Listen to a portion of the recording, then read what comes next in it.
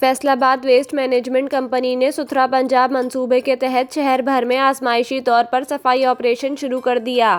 फैसलाबाद में निजी कंपनी ने सॉलिड वेस्ट मैनेजमेंट के ऑपरेशन संभालते ही फौरी तौर पर खाकरोबों की तादाद 2300 से बढ़ाकर 3000 कर दी और शहर के गली कूचों और चौराहों से कूड़ा करकट की सफाई का अमल शुरू कर दिया। डायरेक्टर FWMC कहते हैं कि सुथरा पंजाब प्रोग्राम के तहत सफाई का निजाम आउट सर्विस होने के बाद अब शहर के अलावा तहसीलों में भी सफाई के मुनज़्ज़म इंतजामात होंगे। फैसलाबाद की तहसीलों की मैकेनिकल स्वीपिंग के अलावा सड़कें धुलेंगी और हर घर से कूड़ा इकट्ठा किया जाएगा।